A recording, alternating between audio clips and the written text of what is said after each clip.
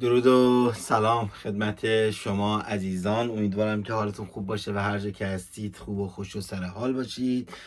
با یک برنامه دیگه از سری برنامه هایی که دیده نمیشه و زیادم مهم نیست و برای 200 نفر من میسازم در خدمتون هستم. و اینکه دومین روز نمایش تن لش رهبر معظم حضرت آقا را دوباره در شوی بالماسکه مصلی تهران به نمایش گذاشتن و چیزی که خیلی نمودار بود و خیلی وحشتناک تو ذوق میزد، جمعیت بسیار کمی که اینا فکرش هم حتی نمی کردن. اینا فکر اینا میکردن که حداقل 5 میلیون 6 میلیون باشن، ولی سر از 300,000 نفر 400,000 نفر 500,000 نفر هم در نیاورد. و در حالی که دیگه همه بچه ها دیدن، شما دیدید و اگر ندیدید استوری های من رو ببینید کاملا متوجه خواهید شد که شرایط در حدی هستش که صبح امروز که نماز میتش رو خوندن ساعت 8 صبح، خب برای این مهمترین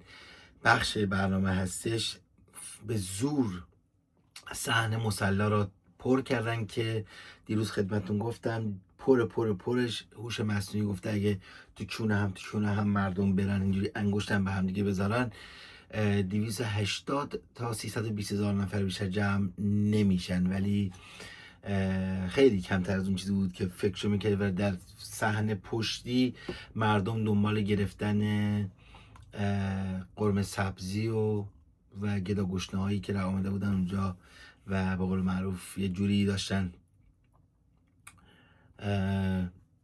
وسایل چند روز آیندهشون رو میگرفتن، مواد خوراکی چند روز آیندهشون رو میگرفتن. و در سرین اردبیل این سری به جای اینکه شمال تهران شمال بسته بودن، راه شمال بسته بودن، در سرین اردبیل قیامت سرا بود که فیلماش آمده توی اینترنت و میتونید شماها ببینید. اتفاقی که امروز افتاد و من رو یواشاش در به غلط خوردن میندازه، 3 تا پسرهای خامنه ای بود، مسعود و مصطفی و میثم، که بالاخره رو نمایش شد از این 3 تا گوساله و یکشون به شدت گریه میکرد. فکر کنم مسعود بود، مصطفی بزرگه است، بعد این جاکش مجتباست، بعد میثم چهارمی مسعود. زیاد مهم نیست، کوچیک از تتقاریه بود که وقتی که نه یکی از تتقاریا که وقتی که تابوت خیلی سبک خامنه ای را آوردن، یکیشون چفیه فلسطینی گرفت و داشتم نگاه میکنم، گرفت به صورتش شروع کرد که هارت گریه کردن که و خیلی جالب بود. و اینکه حداد عادل که خیلی سفید کرده دیگه، خب دیگه بالاخره باید حق بدی بهش دیگه، دخترش از دست داده، نوه‌ش از دست داده، شاید دامادش از دست داده باشه. و هنوزم دارم میگم دامادش وجود نداره، اگر وجود داشته باشه روز پنجشنبه میگن که حالا بهتون میگم کی گفته که قراره در مشهد زمانی که میخوان خانوادگی خاکش کنن میگن اونجا قراره که حضور به هم برسونه. در صورت خیلی جالب بود، خیلی جالب بود اینجوری که نبودن روحانی و احمدی نژاد و خاتمی تو ذوق نمیزد، اینا تو ذوق زد و 3 تا از پسرای گوساله حضرت آقا آمدن و در اونجا تشریف کسافتشون رو آوردن و ساعت 8 صبح هم به امامت جعفر سبحانی، یک آدم فاسد که بعد از خمینی به این اصلا محل نمیداد، این مصباح یزدی، جوادی آملی، او یارو سلطان شکر، مکارم شیرازی، اینا هیچ کدومشون در زمان خمینی قد علم نکردن، ولی وقتی که خامنه ای آمد همه را به حضور پذیرفت و قد علم کردن و یک جوری اینا شدن رأس کار و آمدن توی کارو. و جعفر سبحانی قراره یعنی قرار که خون دیگه نماز میتش خون در جمکران، قرار جوادی آملی بخونه و در یارو چیزم فکر کنم وحید خراسانی قراره بخونه توی همون مشهد. الان نه صافی گلپایگانی معذرت یا نوری همدانی، نمیدونم کدوم یکی، نوری همدانی فکر کنم، صافیه گلپایگانی که من یاد صافیه چایی میندازه. در صورت این خبر خیلی جالب بود برای من و این بود که گفتم که اینا بخونم خدمتتون. خب در نبودن این گوساله خیلی ها سراییدن و خیلی ها زر مف زدن و آوردنشون تلویزیون و خاطره متکی از رهبریش، از دیدار رهبری شهید و پوتین و تعجب از میزان کتابخوانی رهبری شهید. یعنی متکی اگه یادتون باشه وزیر امور خارجه بود و وزیر امور خارجه ها را خامنه‌ای بعد از آمدن خاتمی، دور اول و دور دوم خاتمی دیگه شروع شد 4 تا وزیر را خامنه‌ای انتخاب می‌کرد: وزیر امور خارجه، وزیر علوم، وزیر آموزش پرورش و وزیر اطلاعات. این 4 تا را خامنه‌ای انتخاب می‌کرد، چه بسا که در دوره پزشکیان همه را خامنه‌ای انتخاب کرد. بریم اینا گوش کنیم با هم دیگه. تو دستمال به دستا خیلی زیادن. اینا گوش کنیم با هم دیگه، بعد برمیگردیم در رابطه احمد نجفی و گوساله های دیگه صحبت خواهیم کرد.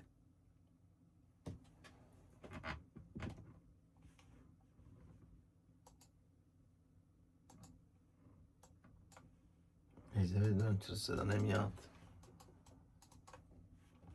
این لحظه اجازه بدید.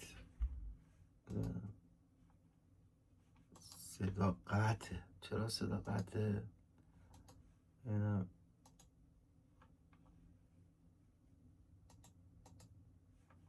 خیلی عجیبه. اجازه بدید. بله ببخشید، من بعضی موقع اتفاقاتی میفته دیگه. بریم ببینیم، گوش کنیم صحبت‌های متکی وزیر امور خارجه احمدی نژاد که با چه فضاحتی احمدی نژاد در حالی که روی هوا بود رفته بود آفریقا، توی یک کشور آفریقایی داشت بر نمیگشت، داشت میرفت به اون کشور آفریقایی. موقعی که رسید فهمیدم کدوم کشور بودی و گفتن که تو وزیر امور خارجه نیستی ها.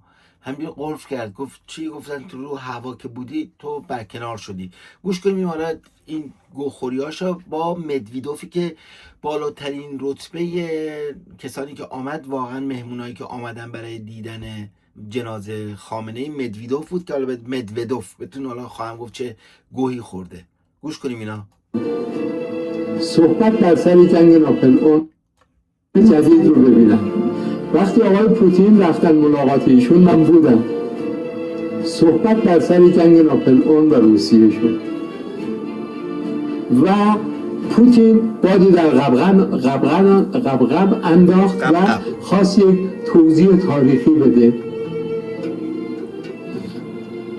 امام شهید ما روایتی از این جنگ بیان کرد در اونجا که بعدها فرمودن روایت بینوایان ویکتور هوگو و روایت اون نویسنده مشهور روسی داستویفسکی یا یکی نویسنده دیگری.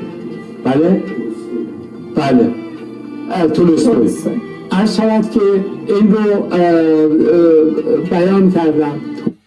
ما توی دانشگاه استانیسلاوسکی داشتیم، یکی از متدهای بازیگری، میگم بازیگری، متد استانیسلاوسکی خیلی سخته.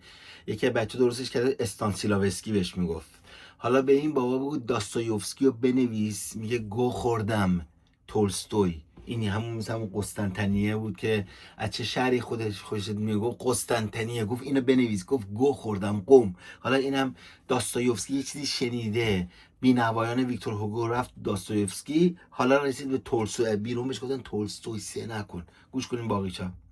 توضیح دادم، تصویری از عظمت مقاومت روسیه بیان کردم. من در چهره آقای پوتین توی ملاقات تعجب دیدم که این اصلا فرو نشست. یعنی اونجا تصویر رهبری امام شهید در ذهن اون نقش بست و بعد از اون تعاملش با ایران روز به روز جدی‌تر، صمیمی‌تر، راهبردی‌تر شد. بله، آقای پوتین بعد از این که برگشتن، آقای ولایتی هم بعدن گفتن که به من گفته که من در چهره رهبر شما عیسی مسیح را دیدم. حالا این جاکش پوتین یکی از پوفیوزترین بیدینترین آدمای روزگاره.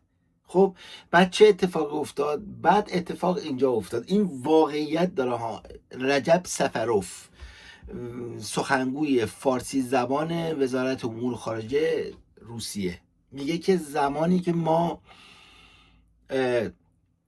چرنوبیل به وجود آمد در سال 1986، آپریل 86، اون چرنوبیل، اون اتفاقات، اشعه اون کارخونه منفجر شد، خیلی ها کشته شدن، رادیواکتیو، از این صحبت ها اینا، ما ورشکست شدیم کلا بعد از اتحاد جهان شوروی که به هم خورد. یعنی فروپاشی اتحاد جهان شوروی از اونجا کلید زده شد، یعنی کلید خورد. حالا کاری به اونش ندارم. میگو در سال 1995 زمانی که ایرانی ها از ما خواستن بیایم بوشهر را بسازیم، بوشهر دست زیمنس بود، سالهای آخرم بود، یعنی سالهای آخر حکومت شاه فقید، یعنی اگه یک سال دیگه ادامه پیدا کرد زیمنس تحویل میداد بوشهر را. چه اتفاقی افتاد؟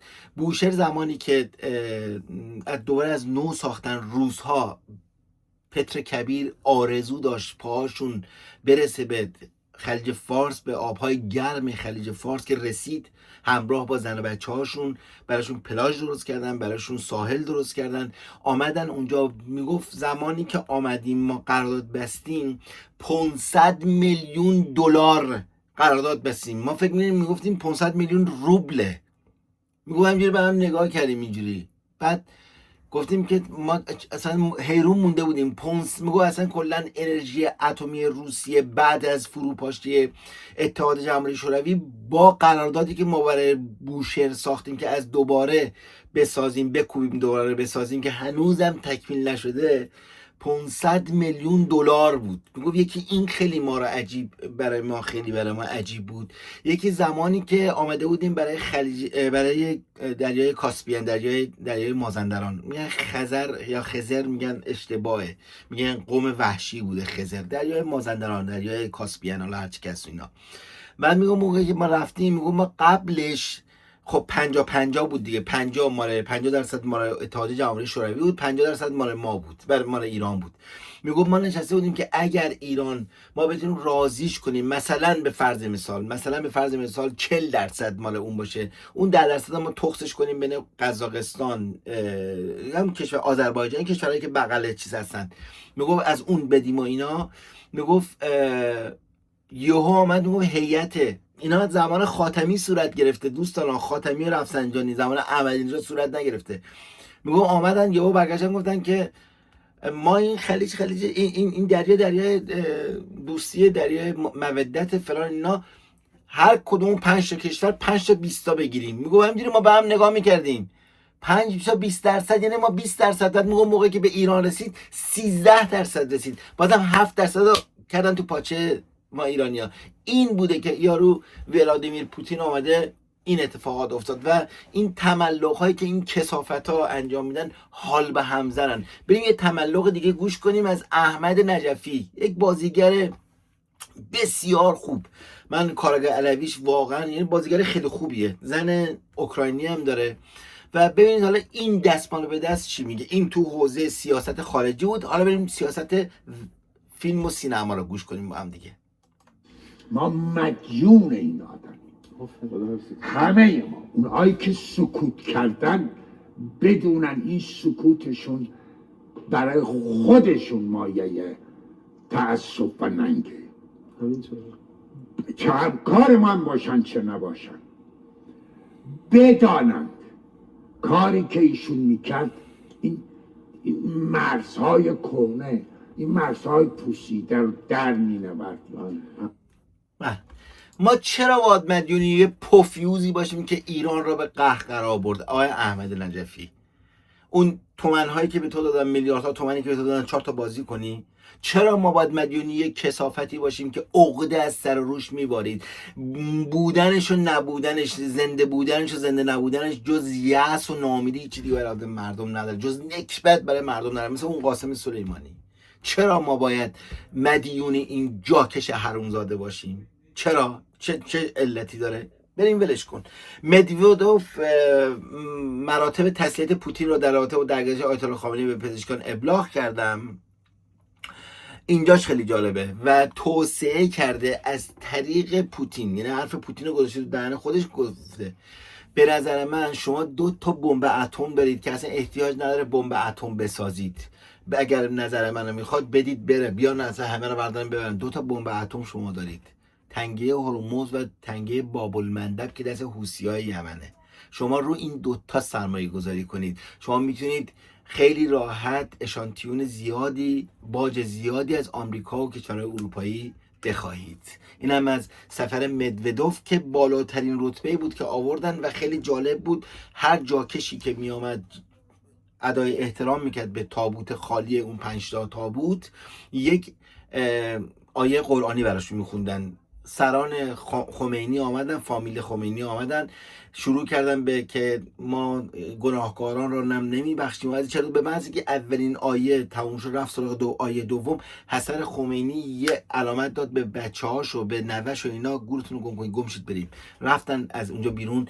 عربستان آمد جنگ بدر رو آوردن، قطر آمد جنگ احد رو یه تیکه از آیه از اون خوندن. مسخره بازیایی که فکر میکنید دیگه بچه‌ها هم خیلی خوششون آمده بود که از جزایر گلو گلو هلو هلو آدمخوارای ماداگاسکار به قول یارو امید دانه آمده بودن، از همه جا آمده بودن. طالبان هم خیلی جالب بود، طالبان آمده بود، بعد دشمنشون اون احمد شاه مسعود پسرش هم احمد مسعود هم آمده بود که خوشیان دیگه.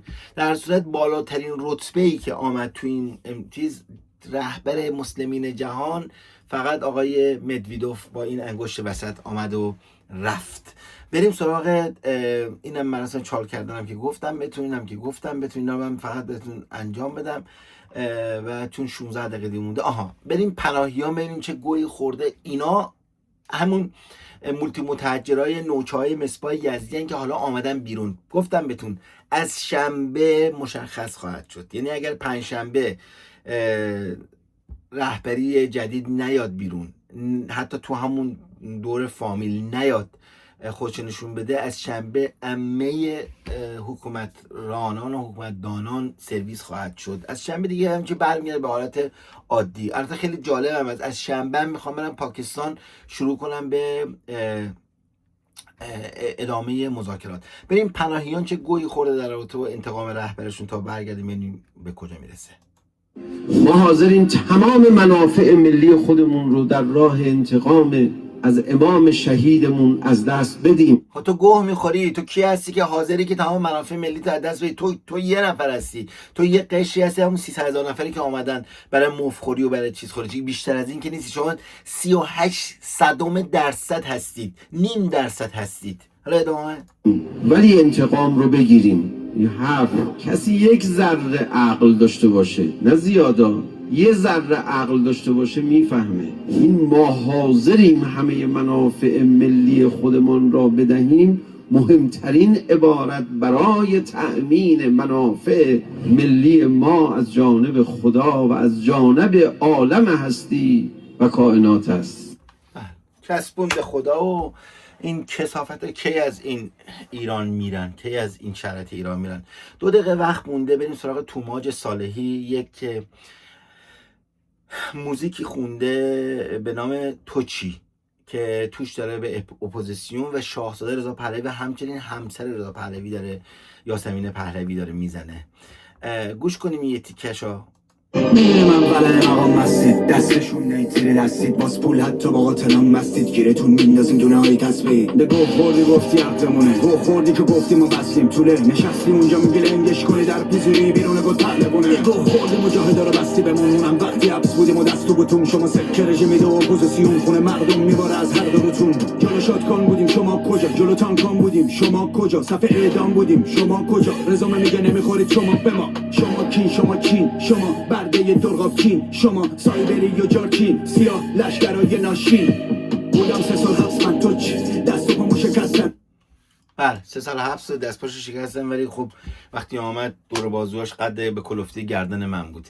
خیلی جالبه نیویورک تایمز هم اعلام کرده که مجتبی خامنه‌ای روز پنجشنبه برای مراسم باباش، برای چال کردن باباش اونجا هستش. نیویورک تایمز کیه؟ فرناز فصیحی که مهره دست رژیم وزارت اطلاعات، مثل همین توماج صالحی که ولش میکنن، میگن سگ‌ها رو ول کردن و سنگ‌ها رو بستن و ولش میکنن، هر گوهی میخواد بخوره رو میخوره و این حرفا هم میزنه. اینم داشته باشیم، اینو گوش کنیم. توماج صالحی تو آهنگ جدیدش گفته حکم اعدام دادم به تو، به نکردم موندم رو حرفم. تو چی؟ فکر نکنم تو قبلا گفته بودی. این اشتباه از من بوده، معذرت میخوام بابتش از خود شما و از جامعه. به خاطر اینکه خشونتی رو تولید کردم. کاش که میتونستم الان فقط میتونم معذرت بخوام، کاش که میتونستم برعکسش رو تولید کنم. بله 10 سنه دیگه بیشتر نمونده بهش خواهیم پرداخت. گفتم که متاسفانه توی مملکت ما یه چیزی رو گنده میکنن بعد باش میجنگن. به امید دیدار تا فردا شب.